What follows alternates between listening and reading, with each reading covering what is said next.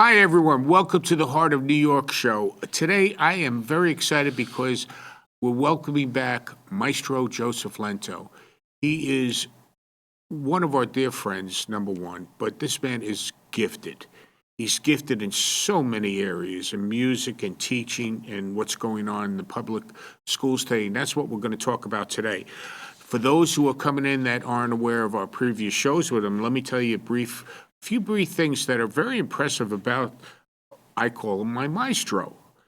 First of all, a proclamation by President Barack Obama was for the 2014 National Teacher of Arts and Humanities. In 1999, New York City DOE, Bronx County High School's Teacher of the Year. We'll jump to 2026, joint proclamation by the New York State Senate Majority Leader, Andrea Stewart Cousins, and Education Chair Shelley Mayer. 2025, Award of Excellence by the New York State Department of Educational Chancellor, Dr. Lester Young. And let's go to 2017, letters of commendation from U.S. Senator Kirsten Gillibrand. 2015, we'll go back, recipient of Mayoral Proclamation, Yonkers, New York. Now, let me say something here. Joseph is also a teacher in good standing with the American Psychological Association Teachers of Psychology in Secondary Schools, New York State Certification Orchestral Music K through 9, and New York State Certification Social District Administration. Amazing. I could go on, but it's more important right now that this man is well gifted. It's more important right now that we get into the information here. And what we're going to talk about is how New York plans to change high school graduation requirements.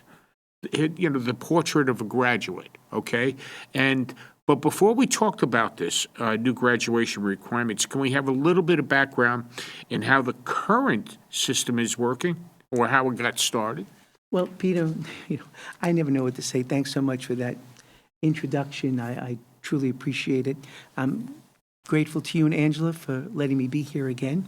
We're going to talk about the current graduation, but just the title of the new graduation requirements, The Portrait of a Graduate, for those music buffs out there, reminds me of the beautiful song by Vaughn Monroe called Portrait of My Love, and it was later redone by Steve and Edie Gourmet. Beautiful song, and the program is beautiful in many ways, and we're gonna talk about it. It's important for our families who don't always get a chance to maybe think about or even have the information of what's actually going on in the schools, the graduation requirements. Sure, they get report cards, they see if their child's doing well, and so on. But it's important to know what's required, know what's coming up. Things are always changing. And, our families are busy working and raising their children, so hopefully we're going to give them some information that they might not ordinarily get. Of course, they can get it on the New York State Education Department website, but sometimes in a friendly setting like this, they hear it a little different. Presently, New York State has a 22-credit high school graduation requirement. And that's been in place for a very, very long time. And, it's broken down into math and science and art and physical education and English and so on. And it has a really long history. And the history goes back to, a couple hundred years. And these credits that we receive are attributed to Andrew Carnegie, the famous philosopher and entrepreneur of the 19th and 20th century, and we call them Carnegie units. So if they say you need 3 units in social studies, that means that you're going to be sitting in a classroom for X amount of time throughout the course of a semester, and once you accumulate that amount of time, you get the credit, assuming that everything was passed and completed, and you will move on to the next course. So that's basically, we've been using a system like that for a very, very long time. And it works. But it hasn't worked for everyone. And it's been changing. People have been changing. Society changes. And I give the New York State Department of Education a lot of credit for looking into this. A lot of people will say, oh boy, they're changing things again. That's because kids can't do the work. And it's not true. Kids can do the work, but the work isn't always geared for each kid. And we've talked about that on different shows and neurodiversity and so on. But this new graduation requirements will actually speak to all the students. And the things that people think will not be in place anymore, like Regents exams, is not true. So most things are staying in place. They're going to be tweaked, and we're going to talk about that today. Right. I was saying, can we review the history of what led us to the current system? Sure, of course. So, we all hear about standardized tests, and kids can't read, they can't write, the math is not any good. Folks, this is an old story. This is nothing new. School is hard. It's difficult. And our teachers do a wonderful job, but sometimes they don't reach every child. Sometimes it's a cause of the curriculum that they have to teach. Maybe the child needs extra instruction that's not available. Maybe there's something at home. So it's a complicated system. And we used to have things, Peter, that would address students who didn't quite fit the traditional Carnegie mode, if you will. Sit for X amount of classes, X amount of minutes, do work in a specific way, which there's nothing wrong with it. But there's more than one way to do something, which, is the foundation of everything I do in terms of education. So in the 50s and 60s, for instance, there were a student who went through school, and they got to high school. They didn't all have to take all of the math or all of the science. They went into other areas, whether it was what used to be called home economics. You learned, and I did too, I went, we had to learn to cook and sew and all those things in middle school, which is great. Students could take mechanical engineering, they could take mechanical drawing, they could take, cosmetology. Did I say that right? Where you become a beautician. I hope I said that right. If I didn't, I'm sure I'll get lots of messages about it. So there were lots of different fields, and we kind of got away from that. In the 80s and 90s, we seem to have gotten away from those things that make sense and giving students the other options, Peter, that they needed. We got into all of this standardized testing, and you had to all teach the same curriculum at the same time. It kind of got away from us. Right. That's what's led to this, I'd say, renaissance, if you will, of going back to what was. What went wrong? How did it get away from us? That's a great question. Because growing up in the public schools, it was like, Ivy League in the public schools. Peter, I agree with you. And Right. I'm a product of the New York City public school system. And at one time, the New York City public school system was the model for the world. And I remember being in, experimental programs and so on. And we're going to talk more about that. I know we're going to talk more later, and we'll go back to that. But it's not that it necessarily went wrong. It's that it didn't keep going correctly. We took some ideas and maybe didn't think them out so well, because education is done in real time, and it's hard. People have come in, they have different ideas about how things should be done, lots of great ideas, and not always enough time to formulate them, test them, see if they'll work, because you're on a schedule. Like the Carnegie units, you're on a timed schedule, you're on a clock. And you have to finish this by the end of the first grade and finish this by the end of the second grade. And again, there's nothing wrong with that.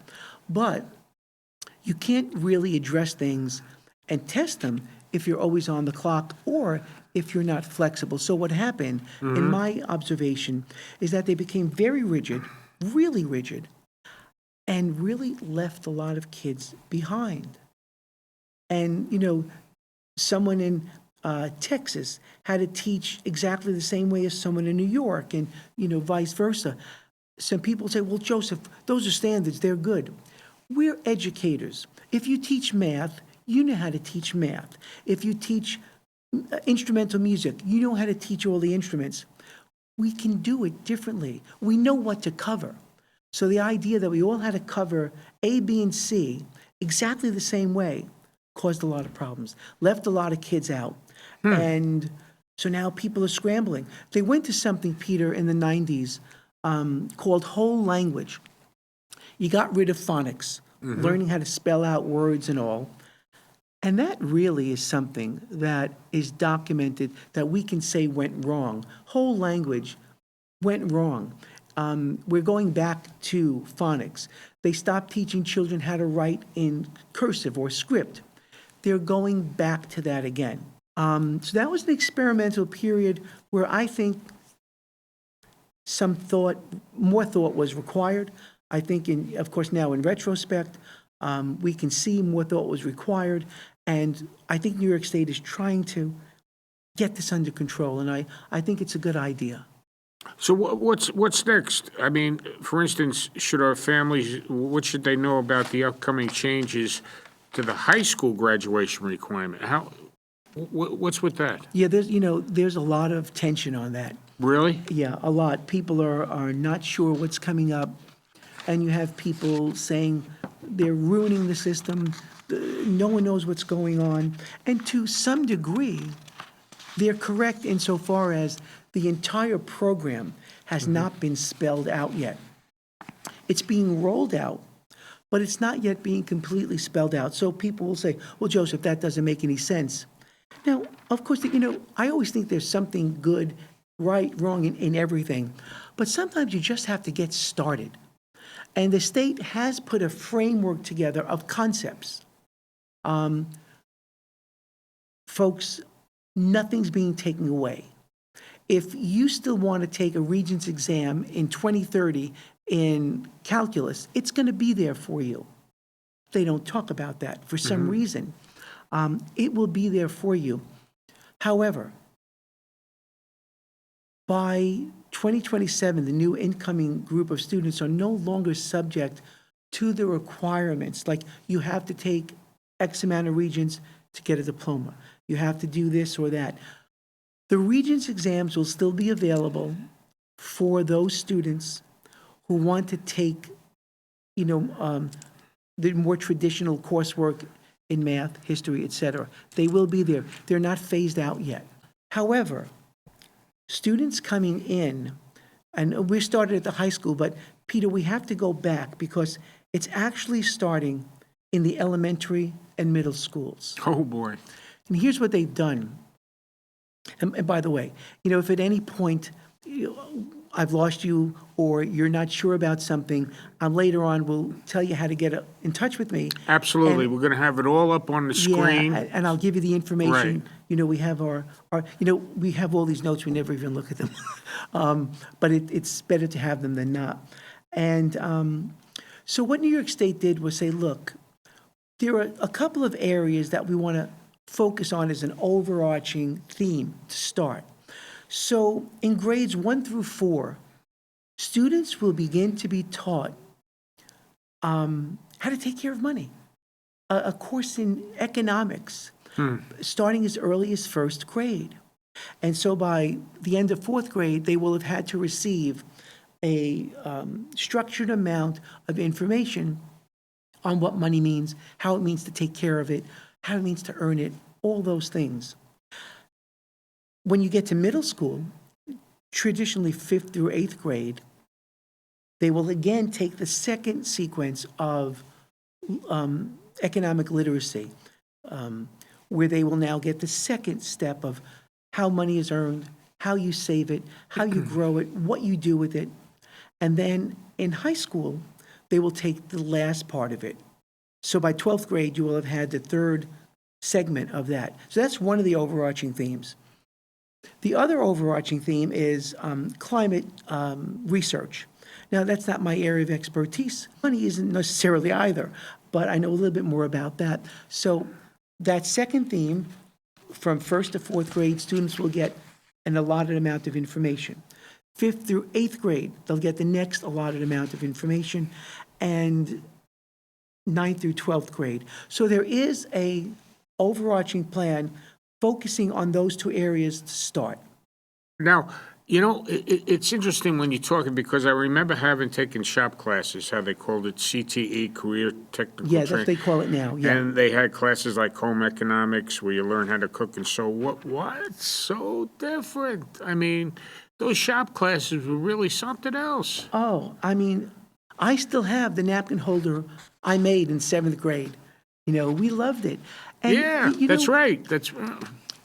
Peter, education is the only part of,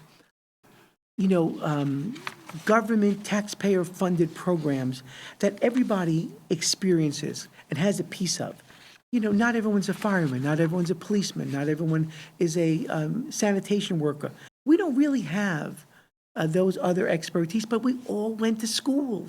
That's right. We all have that commonality. So we all feel like we have input, and we do, and we should, right? Because we all experience it. And at some point, there's a lot of social impact, and the way people think comes into play in those areas. And somewhere along the line, and started in the late 70s, people thought, well, gee, if you learn how to make, if you learn how to do woodworking, that we're not giving you an opportunity to be a mathematician. Have you ever gotten the prices of carpenters to come to your house? They make a lot of money. God bless them. Wish I were a carpenter. We started looking at those things as if they were bad. A chef? Chefs, it's one of the top jobs in the country. Somewhere along the line, folks started thinking that those were limiting jobs, and that not a lot of intellect was needed for it. An electrician, a plumber, a carpenter, you need a lot of intellect and skill to do those jobs. Right. And so back then, we started thinking, well, we're not giving kids the opportunity to be a scientist. We're all not scientists. I'm not a scientist. I'm not a definitely mathematician. not a scientist. So we got away from that. And for whatever reasons, people decided whose pay grade is higher than mine, they make the decisions. Right. And that's what kind of led us astray, Right. to that direct question. I think I've heard recently on the news that more people are applying for construction type of work and more physical other than office work. Yeah, I just saw a special.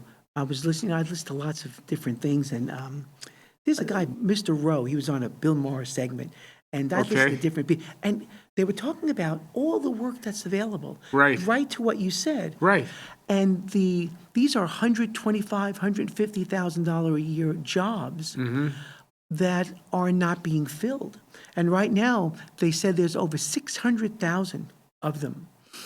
And those are wonderful, careers. Why?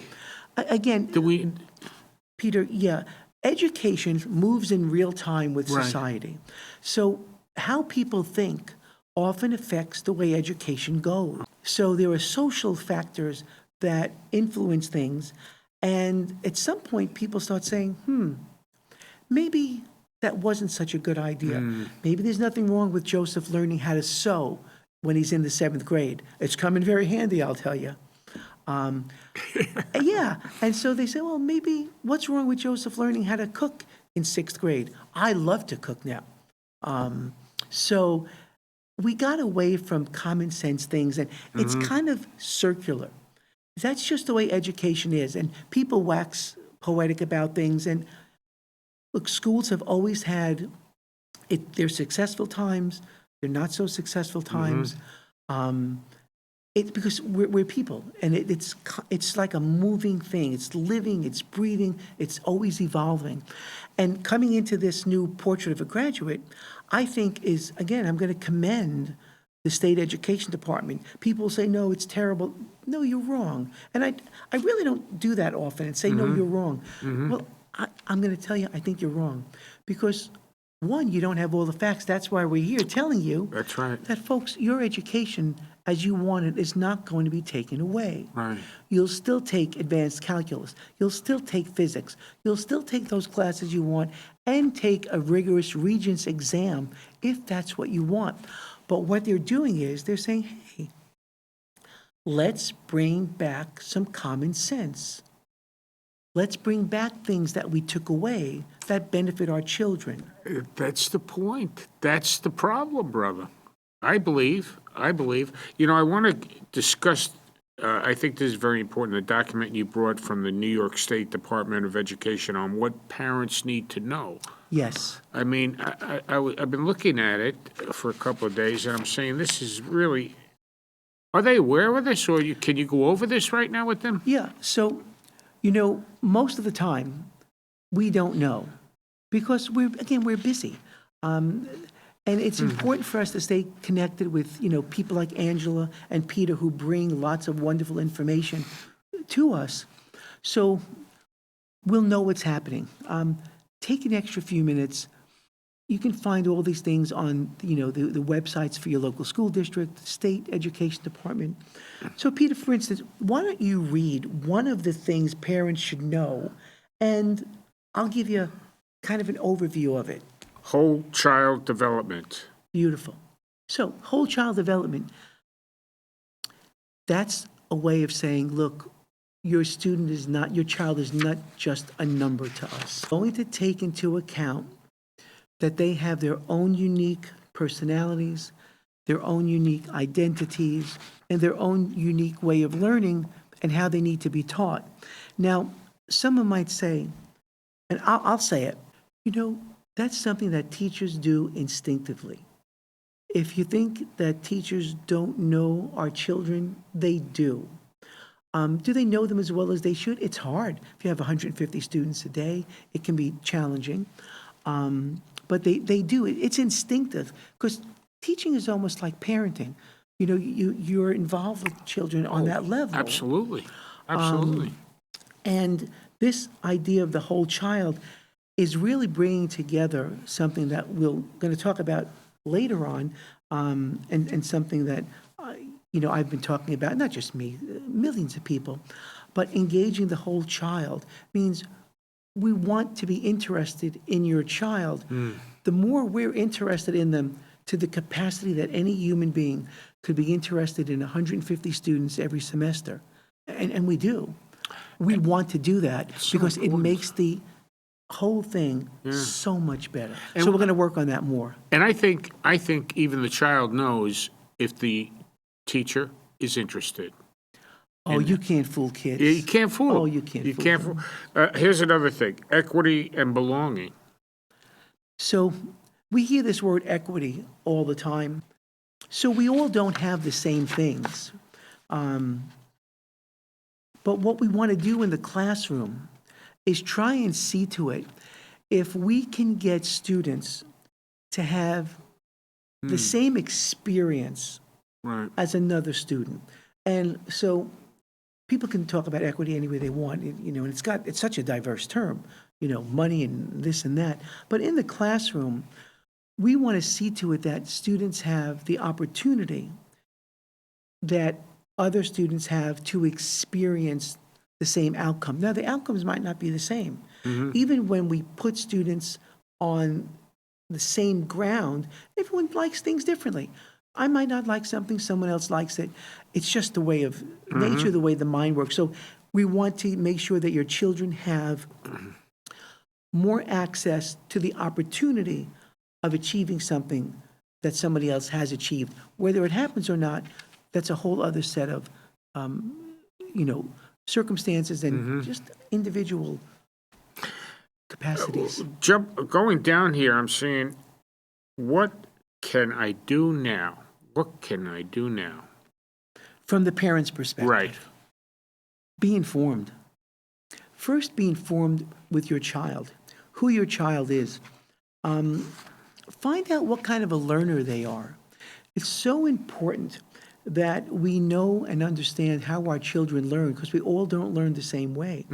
And, go back to your just basic parenting skills.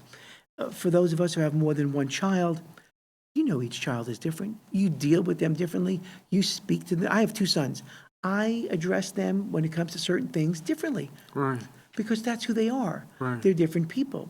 And so first, understand your child's personality, why they are the way they are. By the way, the better first step is evaluating ourselves. What kind of learner are we? Who do we listen to? How do we listen? What are the things we enjoy? That's right. So once you have this information, you know what kind of a learner your child is. You can then, when your child's in school, you can better go through these things and say, well, how is that whole child approach impacting my child? Is it working? Things like that. You know, we got a couple of minutes left, and I'd just like you to just take that time and tell them out there, is there hope? You know, They want to know, after all they're hearing and how Maestro, is there hope? I'm very hopeful. And this is not the first time we've like yearned for, can we get things back on track? It seems to be, if we study history, and we look at different reports over the years, there's always a yearning to get things right again. And part of that is our own experiences and what we want, and does it meet with what the students need? And I do believe there's a tremendous amount of hope, and there will be a tremendous amount of progress, because if we can implement this portrait of a graduate, which means that your child might not have to sit through a math class the way they traditionally sit through it. We want things to be experiential, Right. where you're hands-on, you're learning things in a different way. So children are going to have the opportunity to experience, learn, and share differently than they were before. And right there is a great thing, because we leave so many students behind. And for those of you who don't understand that, I was sharing with Peter earlier, I could do algebra. I got almost 100 on every test I took. I would never get more than a 65 because I didn't show the work. Now, if I'm going to teach a class, I know I've got to do that. But if I'm a kid who loves math, Right. Portrait of a Graduate is not going to make me show my work. It's going to be concerned that I got the answer. What a great show this has been. I'm telling you, I hope you got as much out of it as I did. There is hope. I want to thank you all for watching. Remember, we're going to put stuff, if you have any questions, contact this man, and he will do he's a helper. He wants things better, especially in the educational department, and he's the one to do it. I want to thank you all again for watching. God bless. We'll see you next time.